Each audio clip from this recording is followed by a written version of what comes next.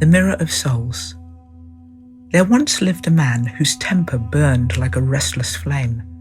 His days were darkened by a prolonged dispute with his brother over a matter of inheritance, an argument that had sown division for years and eroded any semblance of peace in his heart.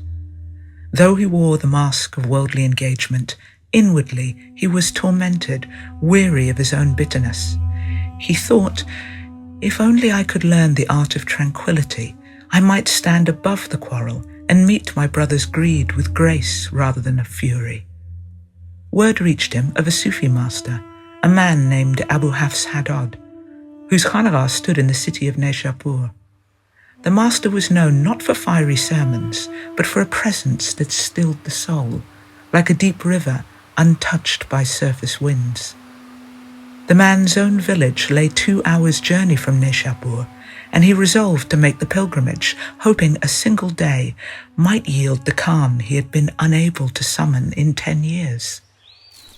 With the dawn still brushing the sky, he mounted his mule and rode to the city. Upon arrival, he wandered for nearly an hour through the winding streets until he found the khanaqah, a modest sanctuary behind worn walls. He knocked. A quiet disciple opened the door and welcomed him inside, gesturing for him to sit among the others. They formed a silent circle, each person engaged in wordless remembrance. He tried to focus, but his thoughts wandered again, back to the courtroom of memory, to his brother's face, to old wounds reopened and arguments rehearsed. Suddenly, the word haq, truth, echoed through the room. Everyone rose. He did too, though unsure why. The master, Abu Hafs, had been informed of the guest's arrival and sent for him. When they met, the master offered no elaborate greeting, only a warm presence and a soft invitation to sit. For the first time in a decade, the man felt something loosen inside. A silence that was not emptiness, but healing, filled the room. He thought to himself, yes, this is what I need. If I am to become his disciple, I will gain the strength and serenity to face my brother and overcome him with dignity. Abu Hafs turned to him with the gentlest of voices and asked, "What brings you here, my friend?" The man hesitated. Pride, that old companion, stood in the doorway of his honesty. "I am searching for truth," he said, "and I have heard that you are a guide on the path to God." The master observed him quietly and then asked, "Tell me, what would you do if you came into great wealth?" The question caught the man off guard. "Naturally, I would give it to the poor," he replied without hesitation. The master nodded thoughtfully. "That is noble.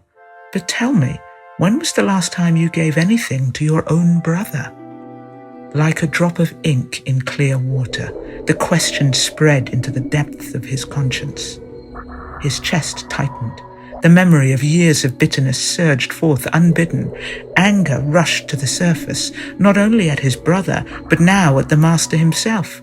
"He knows. He knew all along and played me for a fool. Why did he not say it outright?